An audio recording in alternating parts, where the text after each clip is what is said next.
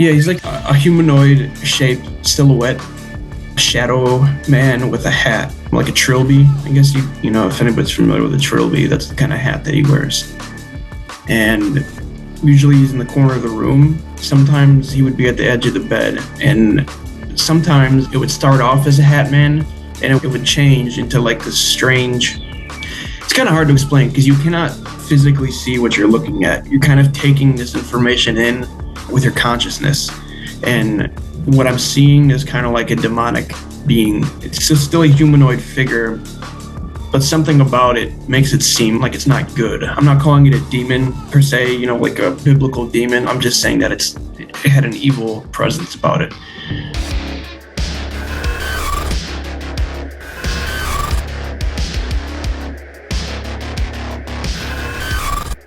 Welcome back. I'm here with Greg K.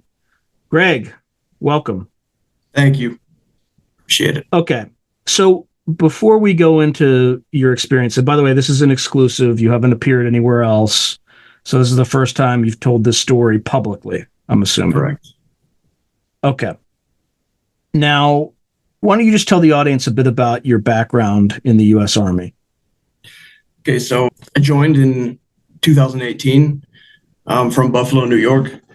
I went infantry because I wanted to do something cool, at least I thought. And I was originally stationed at Fort Benning for Onset, which is one station unit training, which is basically basic and AIT combined for infantry. And then after that, I went to Fort Hood. I spent 3 years in the 3rd Cavalry Regiment. And I got out, decided to continue in the civilian sector, and I've been working in executive protection ever since, protecting, you know, dignitaries, celebrities, politicians, you know, people with money, basically. How did you get into that business? I'm just curious. Well, originally when I got out, I went to barber school, and I was just, you know, cutting hair, and I kind of got bored, and I was like, I need something. I miss the infantry. So I decided to go to a school in Los Angeles called Pacific West Academy, which is a school for bodyguards, essentially. And the bodyguards that work in Los Angeles and Hollywood, they opened a school, a bunch of Israelis and, you know, former IDF and Shin Bet guys. And they teach American military or, you know, whoever comes how to do the work. So it's really networking. There was no online ads and such for the jobs. So you network, and I came back to Texas, live in Houston, Texas currently. And rather than working with celebrities in Hollywood, I'm working with more like ranchers and businessmen, I guess, you know, you could say. Oh, yeah. And is that local protection work, or does that take you all over the world? All over. Yeah, all over. I try to stay kind of in the Houston area, or Texas at least, just because the traveling gets a little tiresome. But yeah, I go all over the place. And in terms of some of the skills you learned at this academy, this is like Krav Maga, stuff like that, or just kind of very standard stuff? I would say it's an MMA base mixed with the tactics of situational awareness and more lethal stuff. I used to be an MMA fighter actually in Buffalo before I joined the Army. And I would say the difference is rather than scoring points and submitting your opponent, the end the threat as quickly as possible. Exactly. You know, you're trying to get your client off the X. You're not there to win points or to beat anybody. You're just trying to get out of there. So cause as much damage as possible and leave. Okay. All right. Now let's go back all the way to the Army and let's reflect on this incident that happened at Fort Benning. Where specifically were you on Fort Benning? Like where in the post? I was on Sand Hill. It's basically broken up into two sections. So Sand Hill is the infantry side, and then I believe it's called Army Church is the armor side. So yeah, I was on Sand Hill the whole time. That's actually changed a lot because armor used to be at Fort Knox. So I can't even imagine where they moved them. I'm assuming all the airborne stuff is on the infantry side, like all the towers and stuff like that. Yeah, I think actually, I think they do that at Fort Bragg. Oh, they moved that? They moved all that stuff to Fort Bragg? Yeah, I believe so. I could be wrong. I wasn't airborne. Yeah, it's certainly possible. 20 years ago, it used to be at Fort Benning. Okay. So you were on the infantry side, and this was in a training area. Where were you in your training? Like, at what point? When the United States and China clash, the world will never be the same, especially when forces beyond reality threaten to intervene. What if the United States went to war with the People's Republic of China? How would these rivals fight for supremacy on land, sea, air, and across the stochastic streams of time? What wonder weapons would be unleashed? What horrors would emerge from the irradiated sludge of the South China Sea? What heroes would rise and forever change the course of history? Tread into the deepest and darkest dimensions of the multiverse, gaze through a kaleidoscope of fractured realities, and bear witness to the disturbing visions of World War III from today's greatest minds in science fiction, fantasy, and horror. Weird World War, China. Available now from Baen Books at baen.com. Oh, this was in July of 2018. I was pretty close to the end, so we were doing a lot of FTXs. This one specifically. For the audience, field training exercise, it's typically when you go to the field, out into the boonies, and you act, I guess in your case, is maneuver as like a squad, maybe a platoon, and you do force-on-force simulations where you fight other squads, probably with Miles gear. Are they still using that? Yes, this one wasn't, but we do still use that. Okay. All right. But you're just going and kind of assaulting different targets. Like, here's a bunker complex. How do you take down the bunker complex, et cetera, et cetera? Is that right. accurate? Yeah. Okay. So you're on a field training exercise. You're out there doing that. And then, around what time of night? It's July 2018. Right. So this was super late. I would say probably 2 a.m. And we were setting up an ambush, which is a pretty complicated battle drill. So we were out there for quite a while. We're practicing. You guys still use 7-8? FM 7-8? I'm not sure. It doesn't ring. All right. It's like infantry, platoon, and squad, basically. The officers would know that. But it might be. At this time, I was a private. I didn't even know what we were doing out there. So No worries. Go ahead. Keep going. But yeah. So we were setting up, and we all had NVGs on. And again, for the audience, night vision goggles. Right. And so night vision goggles, you see infrared light. So you're looking at a different light spectrum when you're looking through NVGs. So I was kind of just standing around waiting for index. And end of exercise for folks following along. Yeah, sorry. I'll try. You really this is great. You're putting me through the test. You're just increasing my cred. You're actually increasing your cred too, because you know the right language, the lingo. So right. It's good. Keep going, brother. Okay. So standing around, basically wait for the end. And I'm looking up at the stars with my eyes, just my eyes. And I'm like, I wonder what the stars look like with my NVGs on. So I drop my goggles and I look up, and right above us, 300 meters, I would say about. And just for the audience, 300 meters, it sounds like a lot, but when you're talking about aircraft, it's really not. It's right there. So I'm looking up. It's close to 3 football fields above your head. About, yeah, I would say, yeah. It's a little less, but yeah. Yeah, so I'm like, what the hell? All right, this is crazy. And there's a light on it blinking. And I'm like, this is crazy. So I say, Gonzalez, one of my battle buddies. And I point, and he puts his goggles on, and he looks up, and he goes, holy crap. So this thing stays there for a little bit, and then it shoots faster than anything I've ever seen. And I've worked with TAC-Ps in the Air Force and such, so I've seen F-16s, I've seen F-35s, I've seen all kinds of stuff. What's a TAC-P?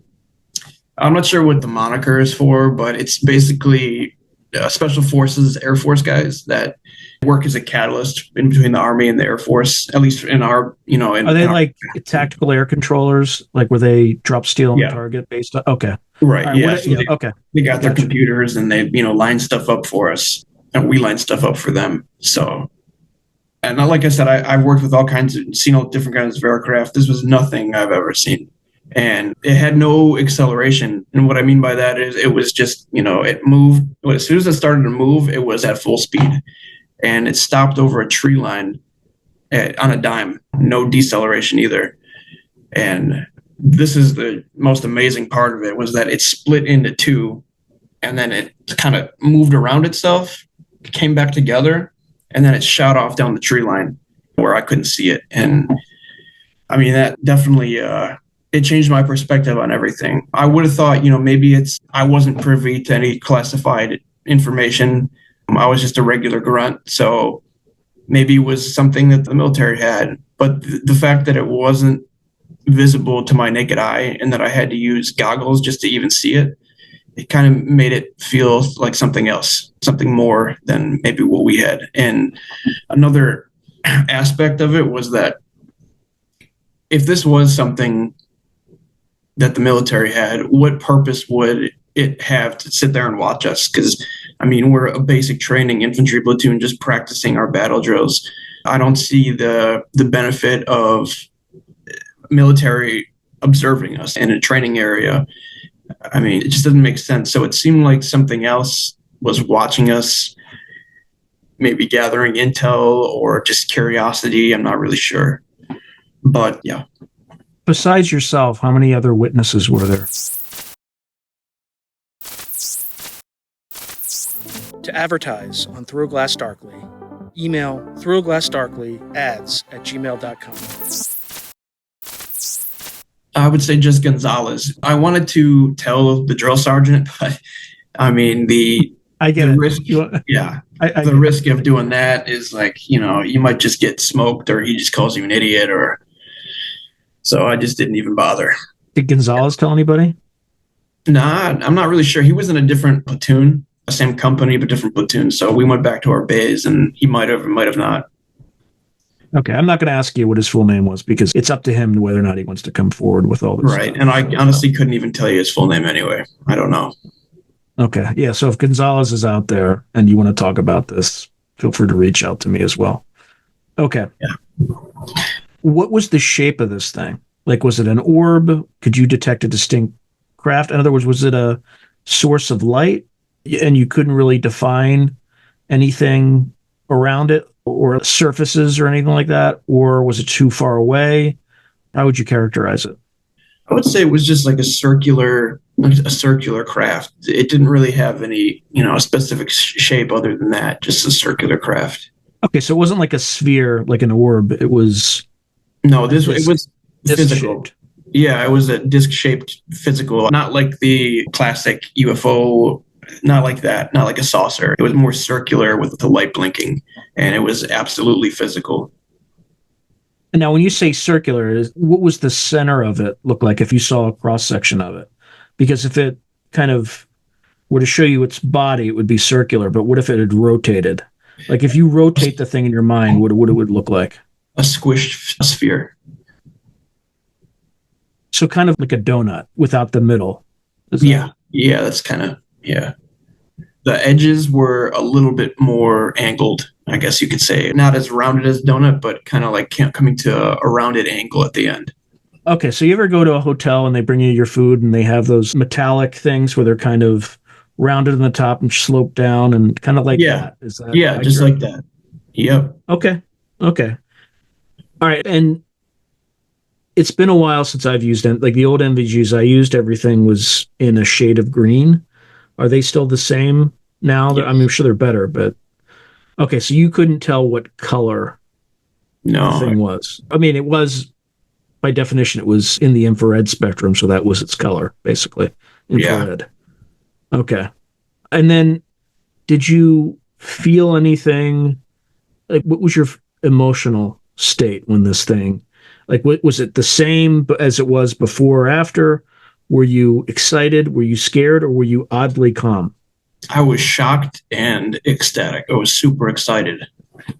I never had any interest in any aliens or UFOs or anything like that. But when I saw this, it immediately kind of like stirred something in me.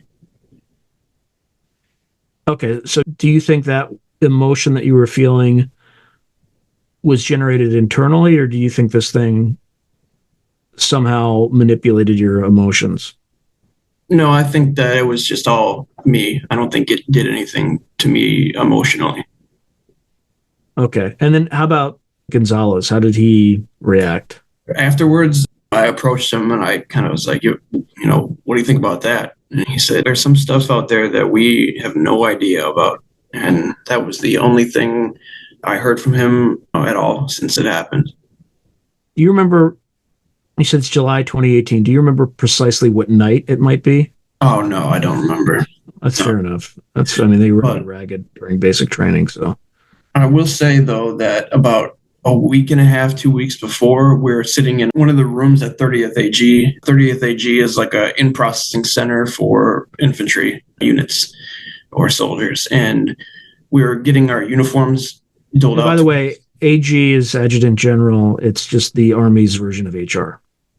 Oh, okay. Yeah, I didn't even know that. So, but yeah, so one of the drill sergeants from another platoon, he said, this is what you're going to do. Get your stuff. He goes, don't go in the basement. There's some crazy shit going down in the basement. And if you go down there, you probably won't come back up and nobody will ever see you again. I'm not effing kidding you. I'm serious. And whoa, where was this? This was at 30th AG at Fort Benning. And like I said, this preceded me seeing the craft.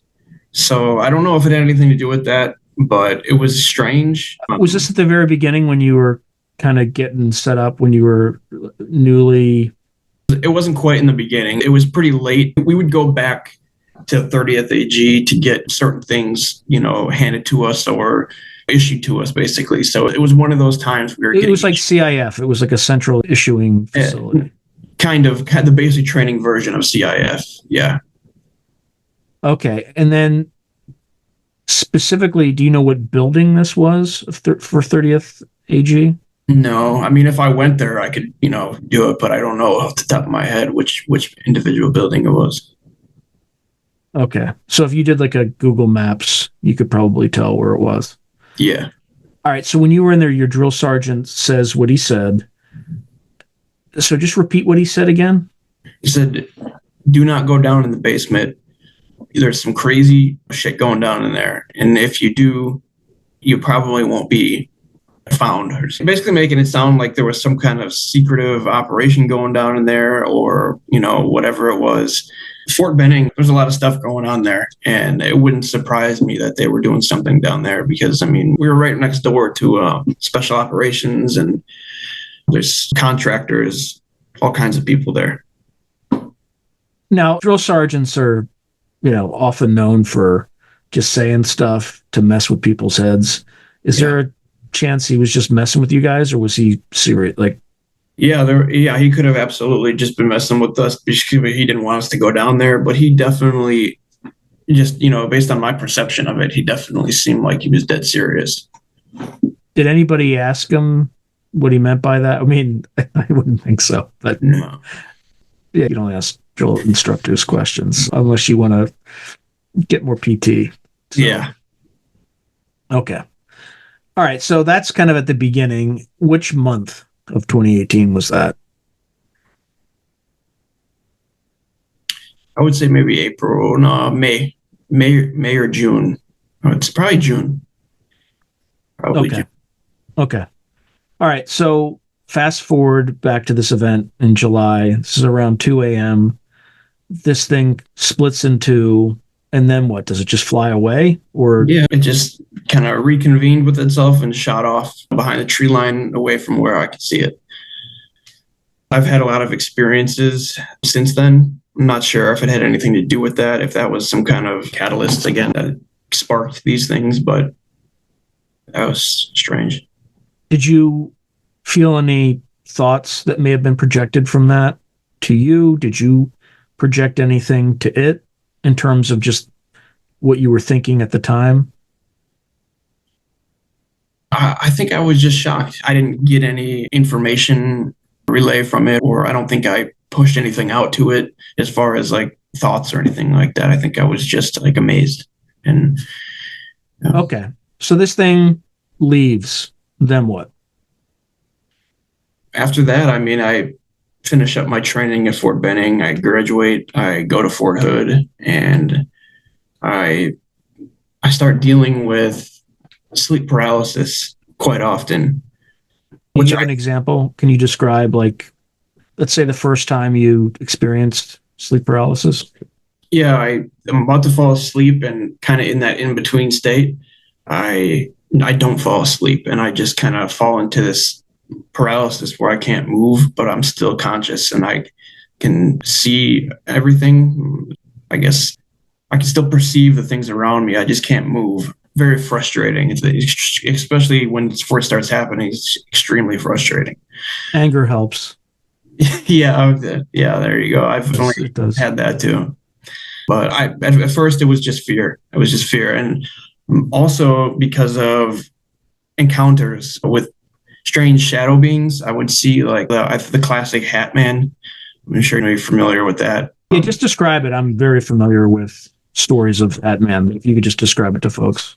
Yeah, he's like a humanoid shape silhouette, shadow man with a hat, like a trilby. I guess you know, if anybody's familiar with a trilby, that's the kind of hat that he wears.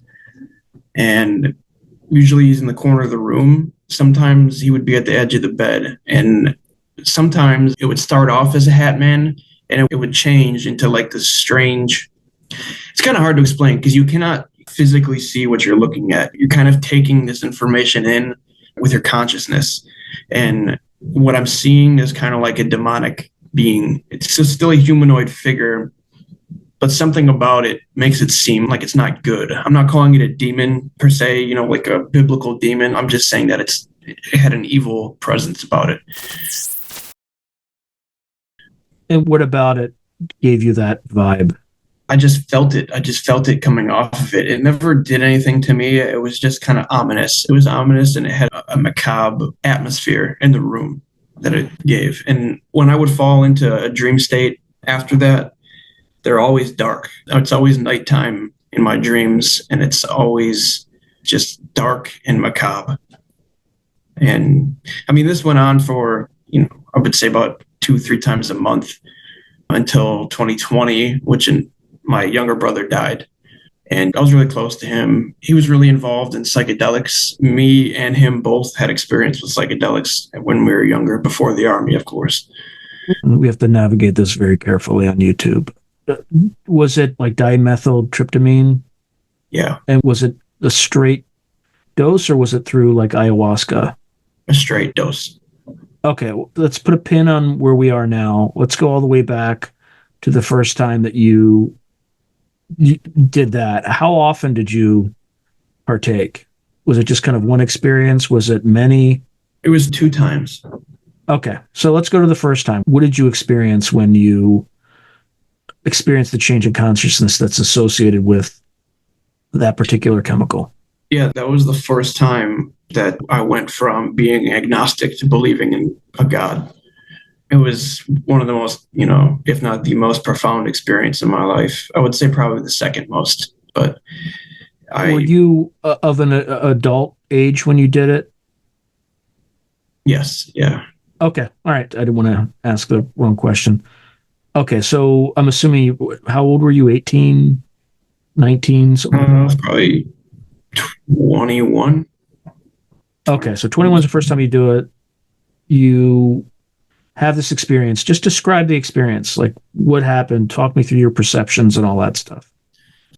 Okay, so I hear like a crackling noise in my ears, kind of like somebody crunching or squeezing cellophane wrap. And then I go shooting through this tunnel. At the end of the tunnel, I encounter these 4 ancient Sumeric women. I don't know what they're called, but you've probably seen them. They're like ancient Egyptian women that have this long cylindrical hat. And there's 4 of them, 2 of them on each side, symmetrical. They're looking at each other, but they're speaking to me. And I don't remember anything they said. I did at the time, and I was terrified because I realized I kind of felt like I was vulnerable, or like I was at their complete mercy. Were any of them cat-like, like Sekhmet, or did they remind you of any particular animal? No. Okay. So yeah, after that, I kind of came out of it, and that's when I first started believing in a God.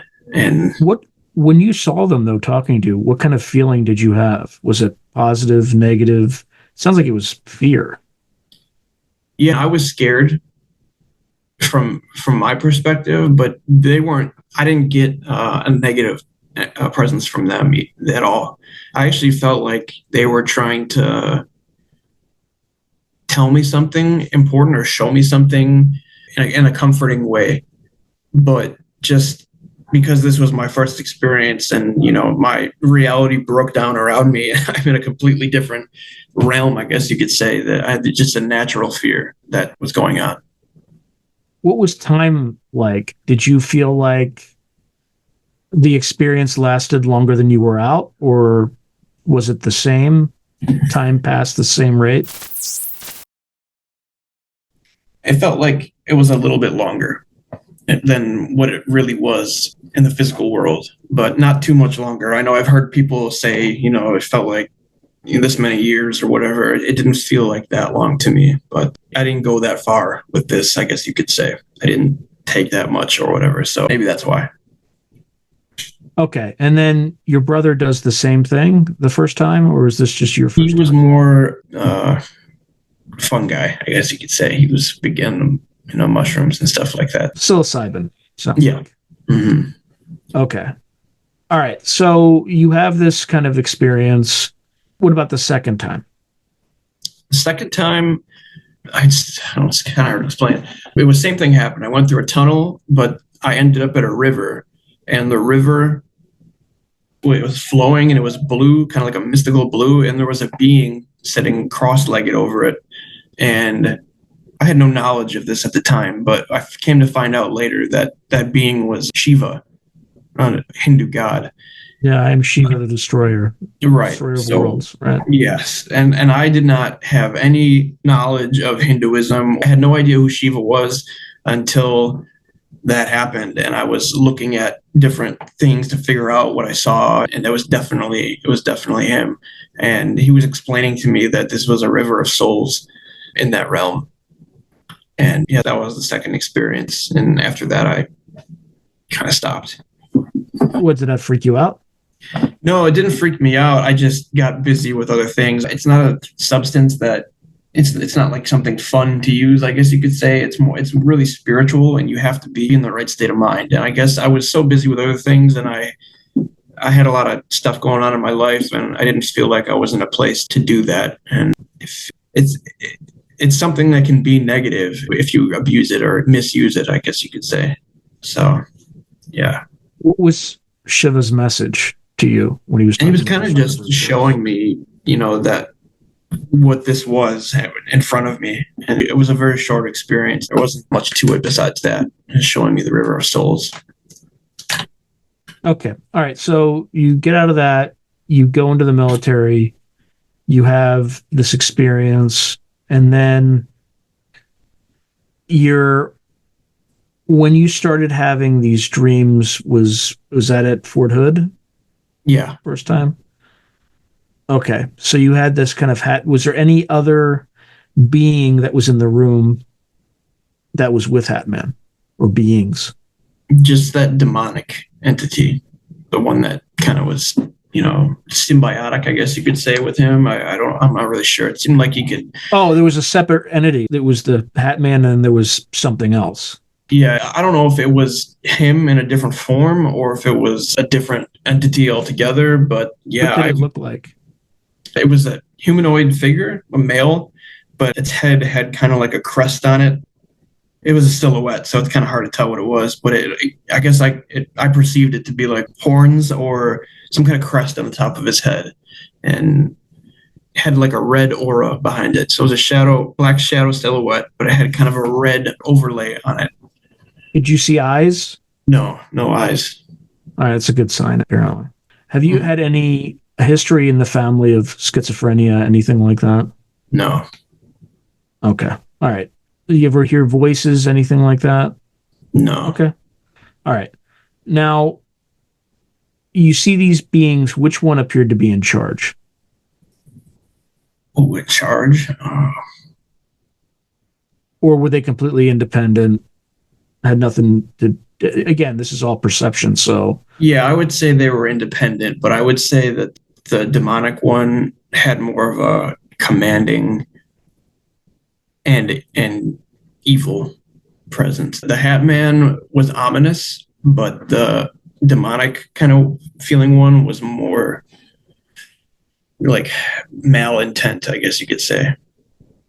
And did these things appear before your brother passed? Yeah, before my brother passed. Mm. How long before?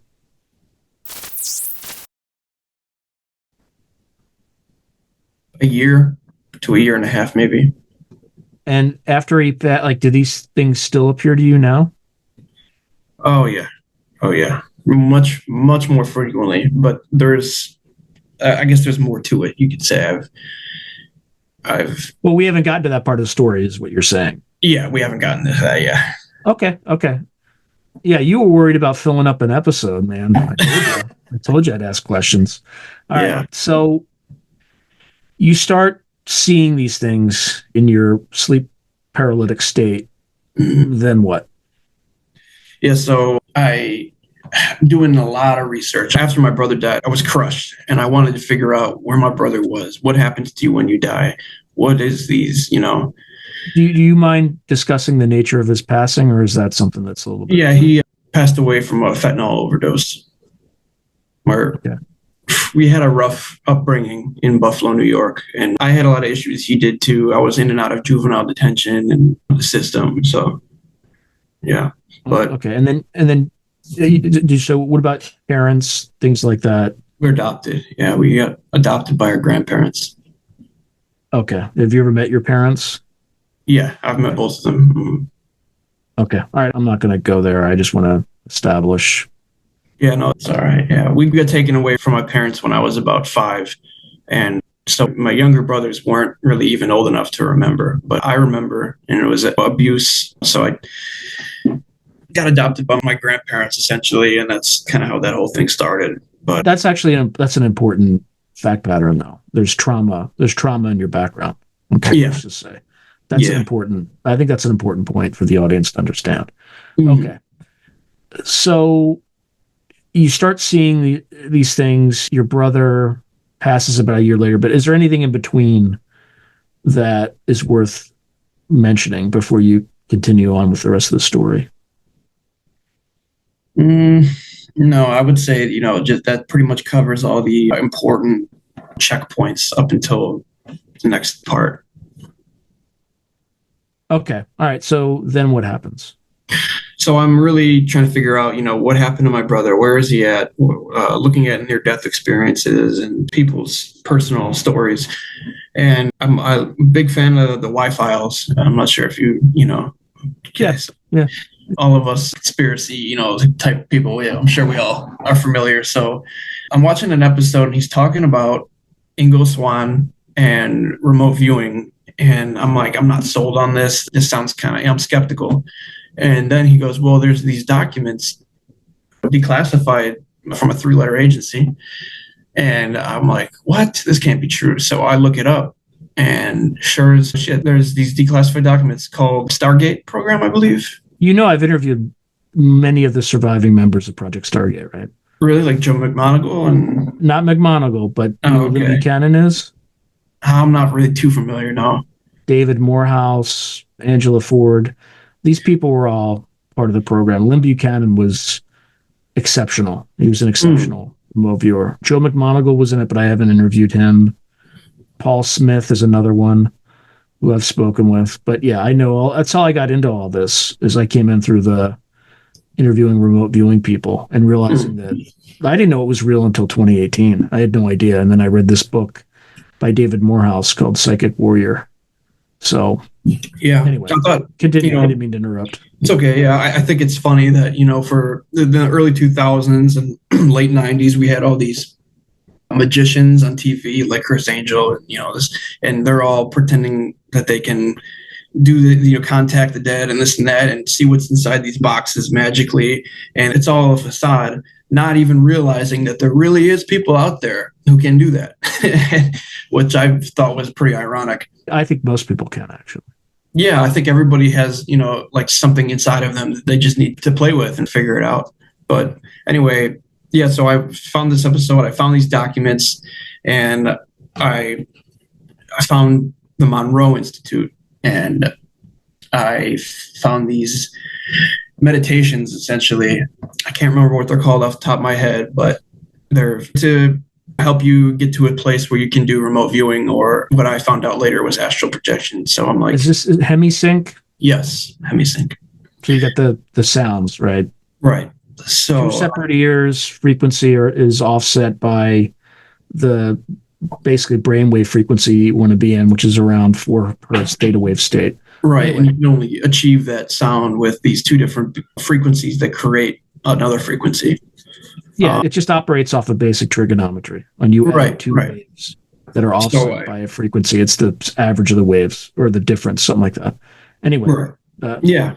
So I put my headphones on here and I start listening to this thing and go to bed with my girlfriend. We're laying down at whatever, and I'm trying to attempt remote viewing. And all of a sudden, I'm like kind of falling asleep, and then I get into sleep paralysis, but I'm comfortable and I'm not frustrated. There's no fear because I'm attempting this. And I feel like this ability to push, I guess you could say, in my head. So I push and I pop through this membrane. And all of a sudden, I'm standing, looking around in my room. I look down and I see me and my girlfriend. And I'm like, what the hell is going on? And I'm so excited, but I'm fearful. I'm very terrified because you're probably so excited you pop right back into your body, right? Almost kind of, yeah. It kind of led to that. And I was like, I can move around. I can do anything I want. I don't even have my body. I don't see my body at all. And I have the ability to just freely move around. There's no weight. There's no physical weight anymore. It was amazing. But I was so fearful that I popped back into my body. I said, I got to get out of this. I pop back into my body. And I wake her up and I'm like, you will not believe what just happened. And I tell her the whole story. And she's kind of, without having experienced this yourself, it's kind of tough to grasp. So I get it, but I'm excited about it. So I go on this journey and I'm reading into, first thing I do is I find this Discord group for remote viewing. And I say, I just did this and I remote viewed and I popped out of my body. And the moderator, it's technically not remote viewing. No, right. So I didn't know that. It's out of body experience. Yeah, he probably, right. Yeah, so it's a very specific protocol that is, it's like you project a portion of your consciousness. You don't project all of it like you do in an OBE, basically. Right. And that's probably not even accurate, but that's... No, yeah. So and she tells me, that's not remote viewing. When you do remote viewing, you don't pop through a membrane or leave your body or anything like that. You're just kind of visualizing something. And that's when I realized that it was astral projection. And the difference, the way I see it is, remote viewing is you're projecting your consciousness to see something in the physical world. But when you do astral projection, you're actually leaving the physical world and you're going into the astral world, which is kind of like a copy of the physical world, as far as I understand, with some discrepancies. It's not quite a perfect copy. Things don't work the same in that realm. So I realized that, I'm doing astral projection and I have the ability to do this. And anybody who has sleep paralysis is already halfway there. So if you deal with sleep paralysis, I recommend giving this a try. I think it's really an amazing experience and might change your view on a lot of things. So yeah, and I started attempting this more. I do it a second time. The second time, I popped through this membrane and immediately met by this strange entity, and what I call like a vampiric entity. And parasitic, right? Parasitic, vampiric entity, and he's over my body. And I drew a picture of him. This is kind of what it looked like. Its mouth was kind of like its jaw was unlocked, and it had no eyes. It was just sockets, and it was a massive head with no body, and it was just sucking straight, pure fear out of me. I've never been so frightened in my life. Fear and energy. When I snapped back out of it, I was absolutely exhausted.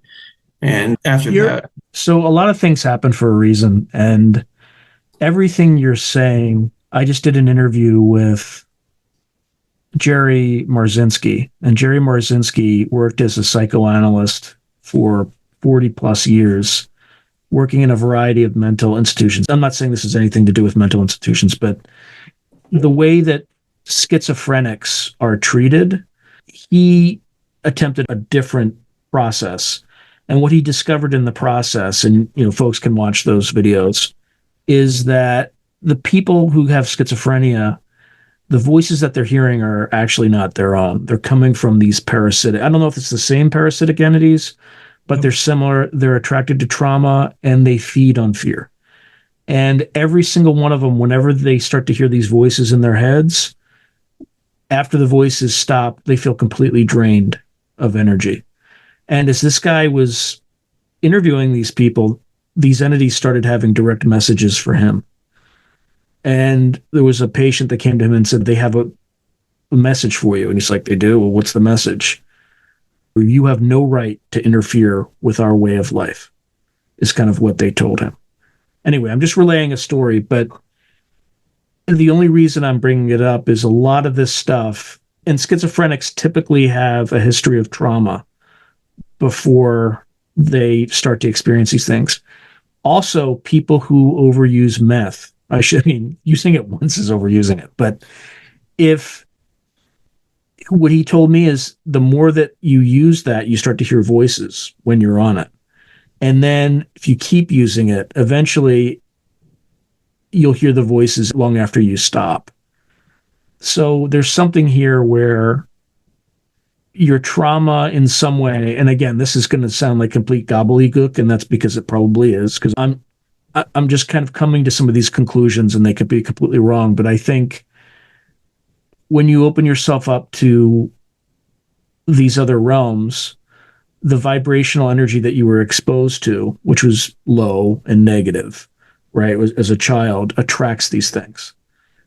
And what he mentioned was that there were a number of things. He's been able to cure schizophrenics, which is, according to modern medical science, is impossible to do, right? They just drug these people and stop them. But he would do things. And again, I'm not a super religious guy, but one therapy that he would give them is he would just say, try to recite the 23rd Psalm.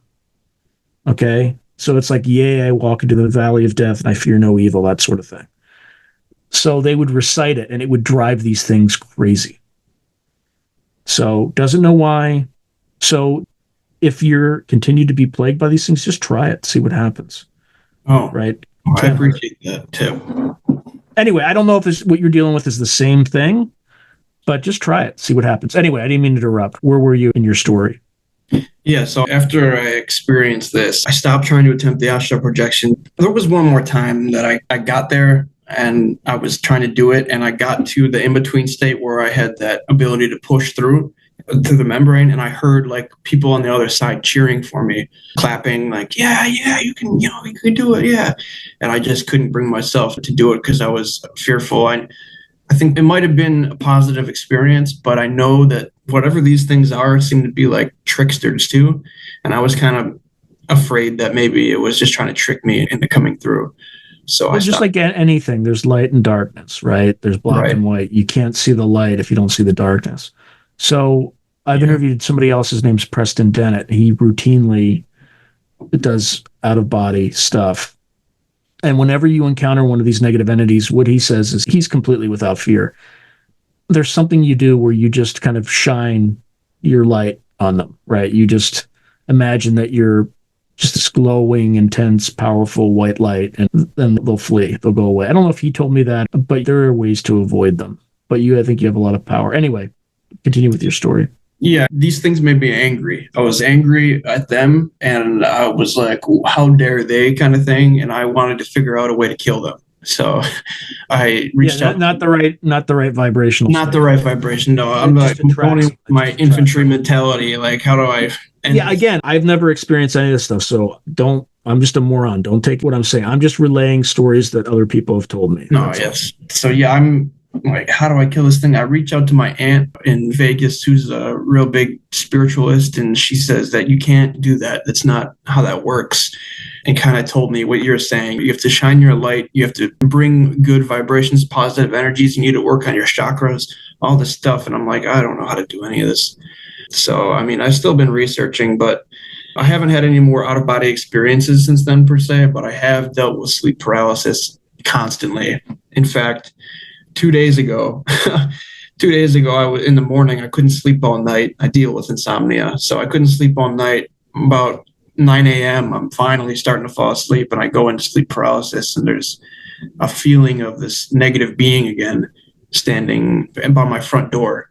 I'm sleeping on the living room couch, and I'm stuck in this paralysis, and I keep getting this premonition, I guess you could say, of these young girls, maybe 12, 13, running up my stairs, playing and laughing, but they're not really out there physically. It's just kind of like in my head. And I'm like, okay, I know for some reason that these girls are going to come up the stairs and they're going to be playing and laughing, and that's going to scare this entity away.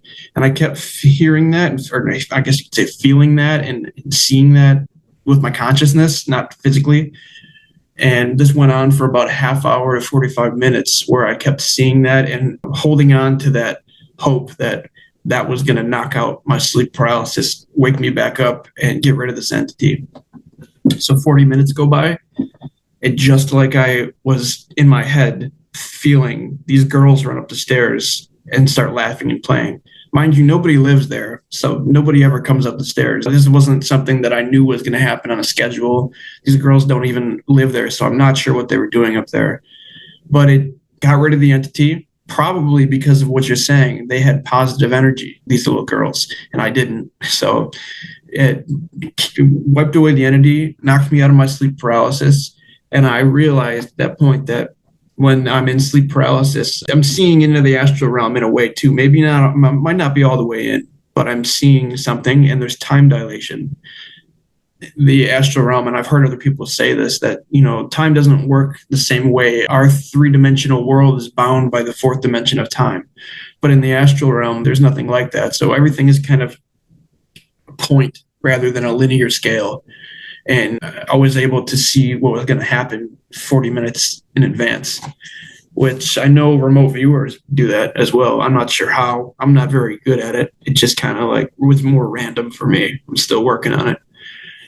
But yeah, kind of to go back to what you're saying about schizophrenia, I think that I agree with you completely. I think that there is something to schizophrenia, and that they have an ability to kind of peek through the veil, so to speak. Yeah, their filters aren't as locked in as everybody else's. They're wider. They have wider areas of perception.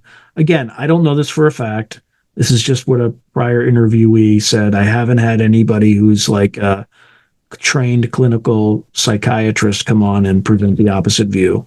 So just all those caveats with the audience. And if one wants to come on and explain why they prescribe all these drugs that shrink human brains over a lifespan, I'm happy to talk to them. But it sounds like they're completely incurious, like that whole psychiatric field, in terms of really trying to understand it. They know how to treat it, which is basically to just drug people into a zombie-like state to just dull all their perception. But anyway, continue your thought. I didn't mean to interrupt. No, it's fine. I think they used to treat schizophrenia with lysergic acid when they first started using LSD. I think that was the purpose, and I think they had some positive results too. But yeah, I do want to point out one other experience that I had with the shadow being. This was in sleep, so I was dreaming just like everybody else. And I do have encounters in my dreams with these shadow beings too. This one in particular, I was with my friend in a room, a white room, and there was a closet, and I saw this being, maybe 10 feet tall, shadow being in the closet, and he was kind of peeking around the corner. So I was curious, and I was like, what is he doing? So I run into the closet. He runs into the back of the closet, a walk-in closet, hides behind some clothes, and he's peeking out through the clothes. And I was like, what the? And I'm really curious. So I start moving towards him. And then all of a sudden he pops out, looming over me, 10 feet tall, staring down at me with this negative energy. And all of a sudden this orb rushes into the room, and I can feel that it's my brother. I can't see him. I can't hear him. But when you're in this astral realm, or you're dealing with consciousness, or whatever, you don't see or hear people like you would. It's kind of like you can just feel their energy, and you know there's a knowing. There's just a knowing. It's very strange. It's hard to explain. but he scared this thing away. He came into the room and he scared this thing away and kind of like saved me. And, it was a dream. So take it for what it is. It could have been my projection, but based on my experiences with the astral projection, it leads me to believe that maybe that was him, and maybe he knew what I was dealing with, and he was trying to help me. And I think that when you dream, most of your dreams are projected from your own consciousness. So they're what your mind creates. It's in your head, so to speak. But there's another element to it. And I think that sometimes you can dream, you've heard of lucid dreaming.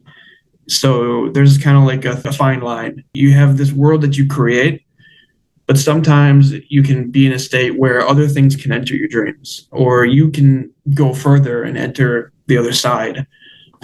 So, that's definitely significant, I would say. Sometimes in my paralysis, I'll be laying and I'll be, stuck in the sleep paralysis, and I'll be like, damn it, and I can feel it coming on. So I'm fighting it.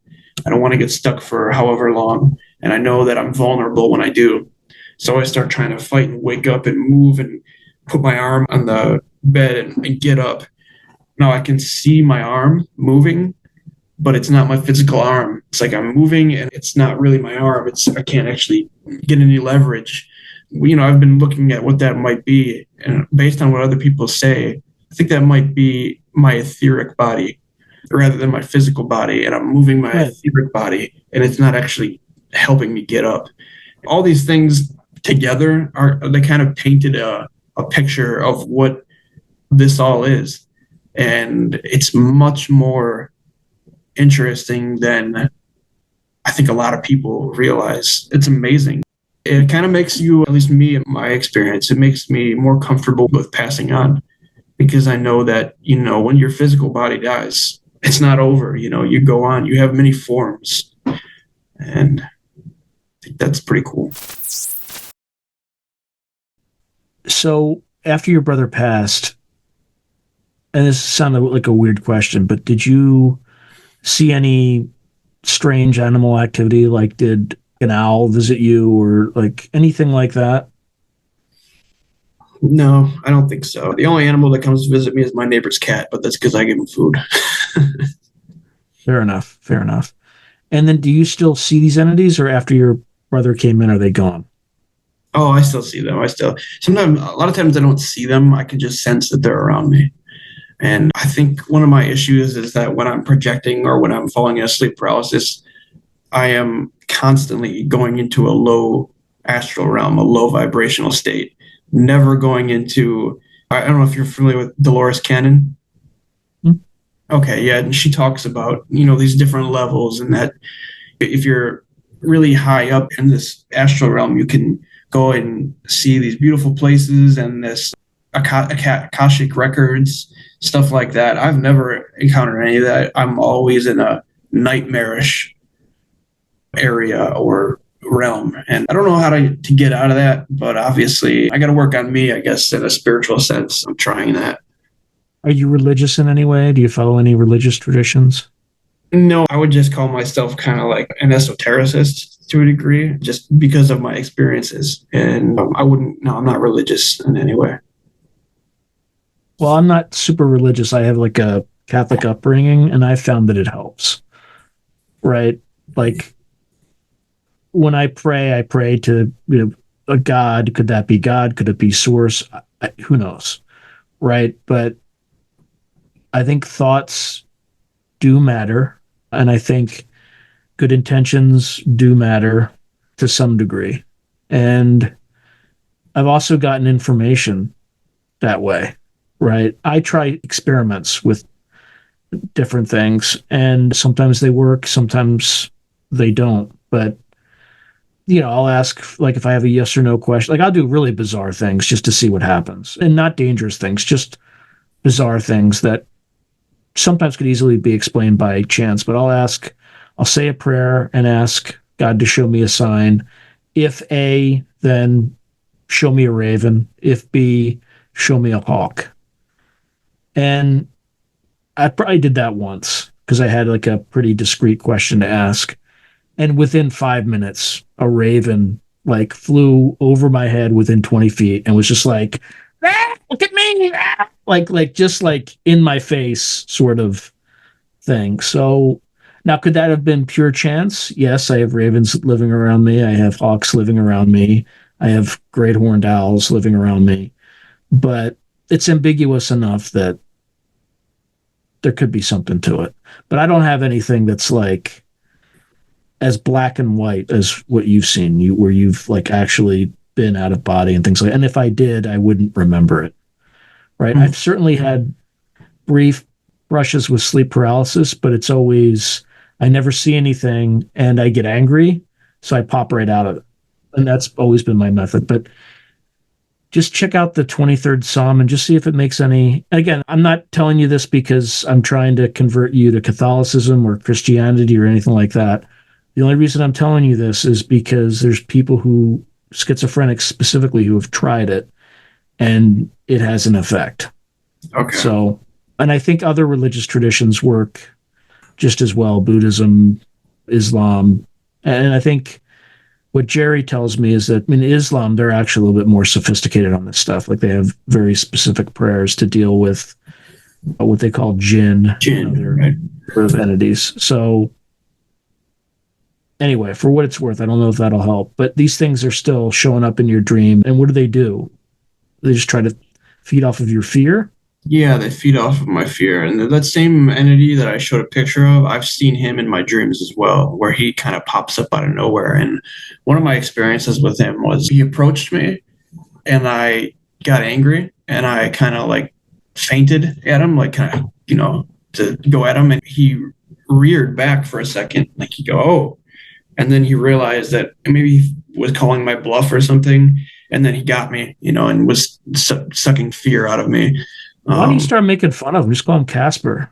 Yeah, it's yeah. Casper, it's a friendly ghost. How you doing? I could try that. Yeah, just have. I mean, I hate to say have fun with it because it can't be a fun experience, but maybe these things are just helping you to grow and kind of push through.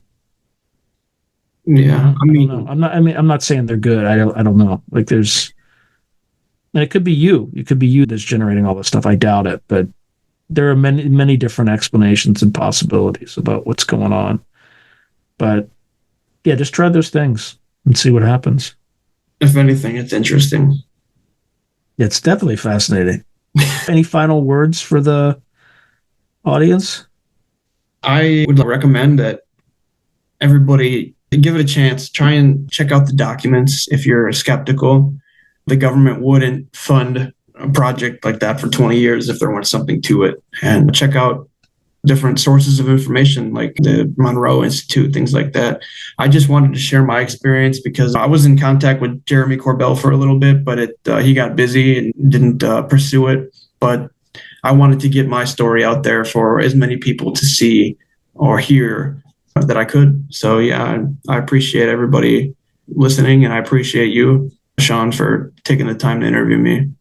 Yeah, I appreciate you, Greg, and you're legit. And I know you're legit because you answered all the military questions that most people who just kind of stolen valor types. Oh, yeah. Well, if you want my DD-214, I got it. So yeah, I'm not going to be that. I'm not going to be that bad. But when you said Index, I'm like, okay, she's legit.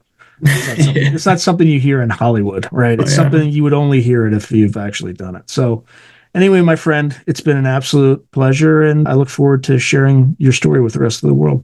I appreciate it, sir. Thank you. Thank you, everybody. If you enjoyed today's video, please hit like and subscribe, and also hit the notification button so you can be notified whenever I post new content. Thank you. Now, if you're enjoying the channel and you want to support it, there are several things you can do. In fact, there are 5 things you can do.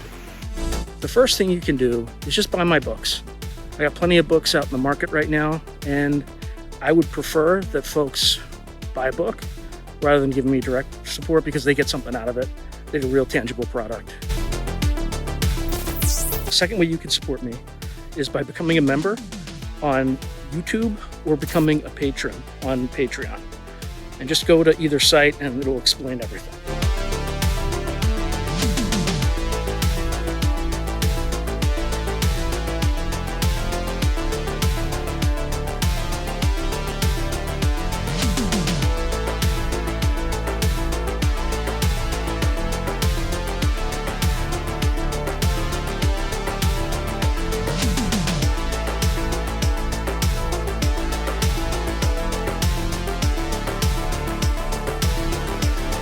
third way you can support the channel is by checking out my merch site, which is here. There's plenty of stuff that you could get to support the channel. And I'd appreciate that you have it and can wear it. Not only do you help support the channel, but you also help promote the channel, and I appreciate that.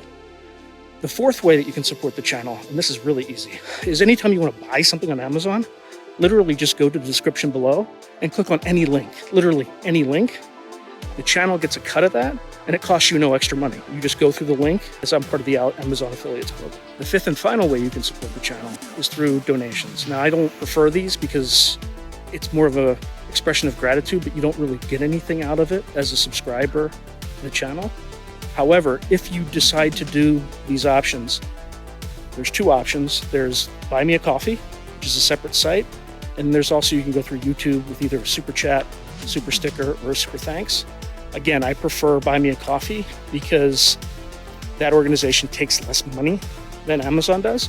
But either way, I appreciate any support you are willing to give the channel. So thank you very much and keep watching. I really appreciate it.